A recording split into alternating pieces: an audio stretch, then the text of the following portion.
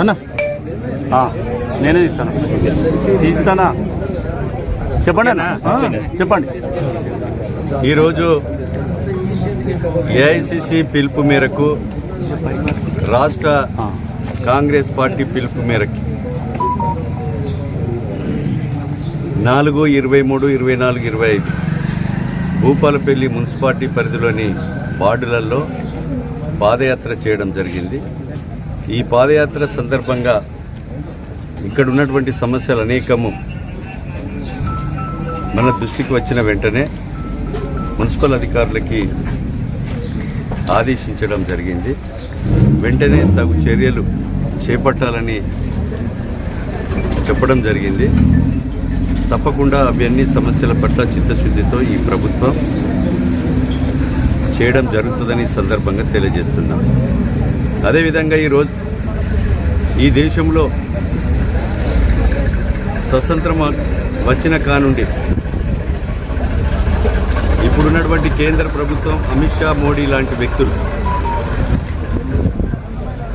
Doctor Babasaheb రాసినటువంటి అంబేద్కర్ రాజ్యాంగాన్ని కించపరిచే విధంగా రాజ్యాంగాన్ని మార్చవలసిన అవసరం ఉందని ఒకసారి ఈ రాజ్యాంగం పట్ల అవహేళన చేసే విధంగా మాట్లాడినటువంటి తీరును ఎండగడుతూ ఈ దేశ స్వతంత్రం కొరకు, ఈ దేశం కొరకు అమరులైనటువంటి త్యాగమూర్తుల గురించి గుర్తు చేసుకోవటానికి ఈ యొక్క పాదయాత్ర ద్వారా నవ సమాజానికి, ఇప్పుడున్న యువతరానికి తెలియజేసే కొరకు ఈ కార్యక్రమాలు నిర్వహిస్తూ గాంధీ తాత, జవహర్లాల్ నెహ్రూ, డాక్టర్ బాబాసాహెబ్ అంబేద్కర్, అదేవిధంగా నెహ్రూ లాంటి వ్యక్తులు, జగ్జీవన్ రామ్ లాంటి వ్యక్తులు ఈ దేశం కొరకు, స్వతంత్రం కొరకు వీళ్ళందరితో పాటు నెహ్రూ గారు 12 సంవత్సరాలు జైలు జీవితం అనుభవించి స్వతంత్ర పోరాటం కొరకు పోరాడినటువంటి వ్యక్తి నెహ్రూ కుటుంబం. నెహ్రూ గారి కూతురు శ్రీమతి కీర్తిశేషులు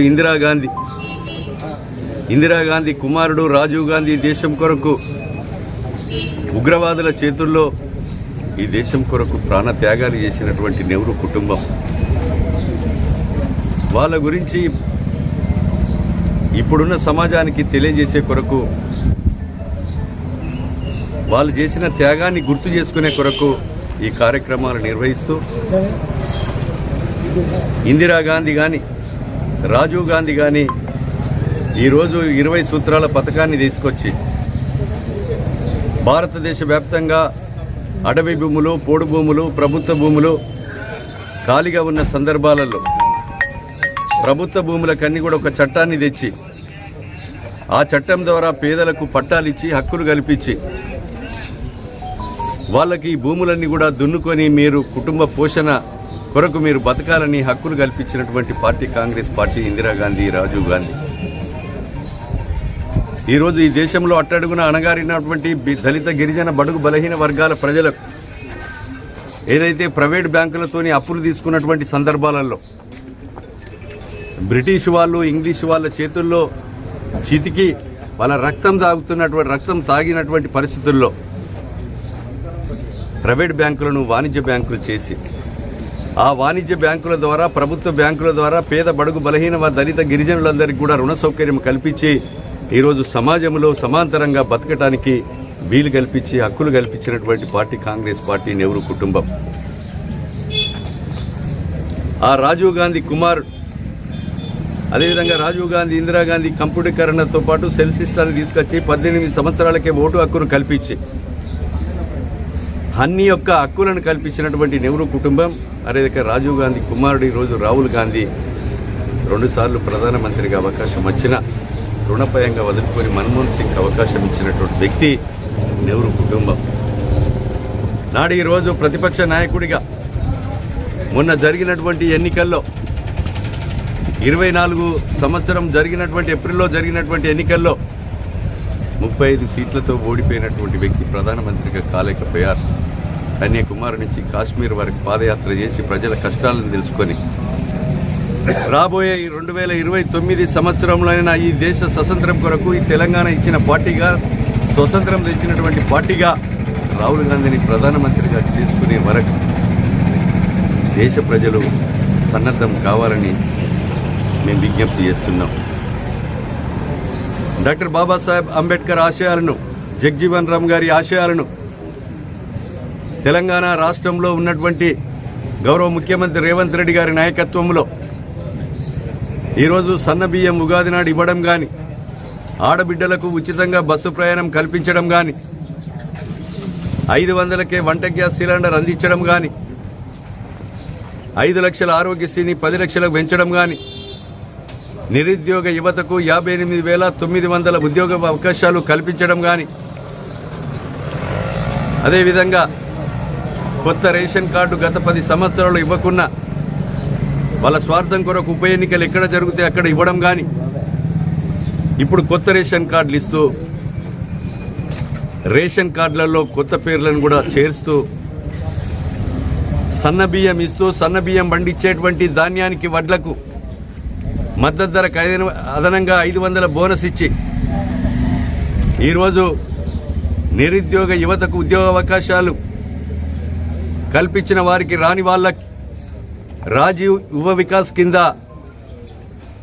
పూర్తి సబ్సిడీతో 50,000, ₹1,00,000 అయితే 90% సబ్సిడీ, 2 లక్షలైతే 80% సబ్సిడీ, 3 లక్షల నుంచి 4 లక్షల వరకు అయితే 70%తోని సబ్సిడీతో 30% బ్యాంక్ కాన్సెంట్తో ఇప్పించి వాళ్ళ యొక్క కుటుంబం పోషణ కొరకు వాళ్ళ యొక్క కాళ్ళ మీద వాళ్ళు నిలబడి వ్యాపారం చేసుకునే విధంగా ఈరోజు రాజీవ్ యువ వికాస్ కింద మేము సహకారాన్ని అందించబోతున్నామని సందర్భంగా తెలియజేస్తున్నాం.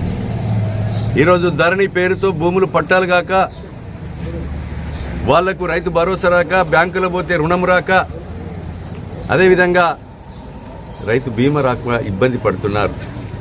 భూభారతిని తీసుకొచ్చి భూభారతి ద్వారా వాళ్లకు పట్టా పాస్ పుస్తకాలు ఇచ్చి రైతు భరోసా కానీ, రైతు బీమా కానీ, అదేవిధంగా బ్యాంకులో పోతే రుణ సౌకర్యం కానీ, అమ్ముకోవటానికి కొనుక్కోవటానికి వీలు కల్పించే విధంగా భూభారతిలో కొత్త చట్టం తెచ్చి మనం వీలు కల్పించడం జరిగిందని సందర్భంగా మేము తెలియజేస్తున్నాం. స్థానిక సమస్యలు కూడా ఈరోజు ఈ వార్డులలో తిరిగినప్పుడు అనేక సమస్యలు. మేము ఇండ్లలో కిరాయికుంటున్నాం, మాకు ఇండ్ల స్థలాలు కూడా లేవు, మేము డబ్బా నడుపుకొని కూలి పని చేసుకొని బతకడానికి ఇబ్బంది అవుతున్నది. మేము పలానా పక్క జిల్లా మందమరి నుంచి వచ్చినాం, లేకపోతే ఇంకో ఊరు నుంచి వచ్చినాం, మేము ఖమ్మం నుంచి వచ్చినామని రకరకాలుగా ఈ యొక్క మేము తిరిగినప్పుడు చెప్తా ఉన్నారు. అలాంటి పేదలందరికీ కూడా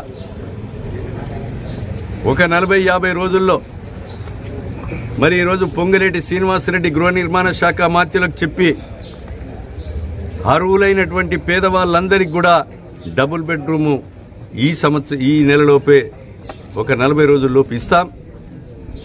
3,500 ఇండ్ల స్థలాలుండి ఇండ్ల కిరాయికుండి నిరుపేదలు ఎవరైతే ఉన్నారో ఇందిరమ్మ ఇండ్లు 5 లక్షల రూపాయలతో కట్టిస్తాం. సంవత్సరానికి 4.5 లక్షల ఇండ్లను, రాబోయే 4 సంవత్సరాల్లో 20 లక్షల ఇండ్లను ఈ నియోజకవర్గంలో రాబోయే సంవత్సరంలో 15,000 నుంచి 20,000 ఇండ్లను రాబోయే 4 సంవత్సరాల్లో కట్టించి నిరుపేదలకు, అర్హులకు, పేదలకు కట్టించి తీరుతుంది ప్రభుత్వమని సందర్భంగా తెలియజేస్తున్నాం. అదేవిధంగా భూపాలపల్లి జిల్లా కేంద్రంలో వైద్యం పట్ల అన్ని అంగులతో అన్ని రకాలుగా పేదవాడు వరంగల్కు, హైదరాబాద్కు పోయి చికిత్స చేయించుకునే విధంగా దానికంటే మెరుగ్గా అన్ని రకాల ఎక్విప్మెంట్స్ ఈరోజు సిటీ స్కానింగ్, ఎంఆర్ఐ లాంటి మిషన్లతో పాటు వెంటిలేటర్స్తో పాటు అన్ని డిపార్ట్మెంట్లు కూడా అన్ని రకాల రోగాలకు వైద్యులు వచ్చే విధంగా సూపర్ స్పెషాలిటీ డాక్టర్లను ప్రభుత్వం నుంచి శాంక్షన్ చేయించి, బడ్జెట్ శాంక్షన్ చేయించి, హాస్పిటల్ను కూడా 4th ఫ్లోర్ వేయించి, లిఫ్ట్ పెట్టించి, బెడ్లు పెంచి ప్రజలకు సౌకర్యంగా ఉంచే విధంగా మా ప్రయత్నం ఉంటుంది. ప్రభుత్వము సహకరిస్తుంది, పనిచేయడం జరుగుతుందని సందర్భంగా తెలియజేస్తున్నాం. అతి త్వరలో స్కిల్ డెవలప్మెంట్ను కూడా మేము సింగరేణి ద్వారా ప్రారంభిస్తాం. అదేవిధంగా 26వ తారీఖు రోజున భూపాలపల్లి నియోజకవర్గంలోని నిరుద్యోగ యువతకు విజ్ఞప్తి చేస్తున్నాం. 10వ తరగతి ఫెయిల్ అయినా, 10వ తరగతి పాస్ అయినా, ఇంటర్మీడియట్ పాస్ అయినా, డిగ్రీ పాస్ అయినా, మీరు ఎంబీఏ పాస్ అయినా, బీటెక్ చదివినా, ఐటీఐ చదివినా, పాలిటెక్నిక్ చదివినా, బీటెక్ చదివినా, ఎంటెక్ చదివినా, టీటీసీ చేసినా, బీఈడీ చేసినా, ఎనీ డిగ్రీ చేసినా, మీ చదువులకు అనగలంగా మీ సర్టిఫికెట్లందరినీ కూడా అన్ని కూడా సంబంధించిన ఎంఆర్ఓలకు కానీ, మా పార్టీ అధ్యక్షులకు కానీ, అదేవిధంగా ఎస్ఐలకు కానీ మీరు మా యొక్క క్యాంప్ ఆఫీసులో పిఏలు నేరుగా 26వ తారీఖు వరకు 3 పిఏలు ఉంటారు. మా పిఏలకు ఇచ్చిన 26వ తారీఖు రోజున పుష్ప గార్డెన్లో అదేవిధంగా జాబ్ మేళో నిర్వహించబోతున్నాం. ఆ జాబ్ మేళలో సుమారు 50 నుంచి 100 కంపెనీలను తీసుకొస్తున్నాం. మీ చదువుకు అనుకూలంగా మీ జాబ్ మేళలో పాల్గొని విజయవంతం చేసి మీరు ఉద్యోగాల కొరకు ఈ ప్రభుత్వం కానీ మీ ఆశీర్వాదంతో, మీ సహకారంతో గెలిచినటువంటి మీ ఎమ్మెల్యే గండ్ర సత్తన్న మీ సేవకుడిగా నిరుద్యోగ యువకులందరికీ కూడా ఉద్యోగ అవకాశాలు కల్పించే విధంగా మీరు దయచేసి 15వ తారీఖు లోపు మీరు సర్టిఫికెట్ జిరాక్స్తో సహా అన్ని కూడా సమర్పించవలసిందిగా నేను విజ్ఞప్తి చేస్తున్నా. అంబేద్కర్ జయంతి 14వ తారీఖు లోపు మీరు అందజేయవలసిందిగా నేను కోరుతున్నా.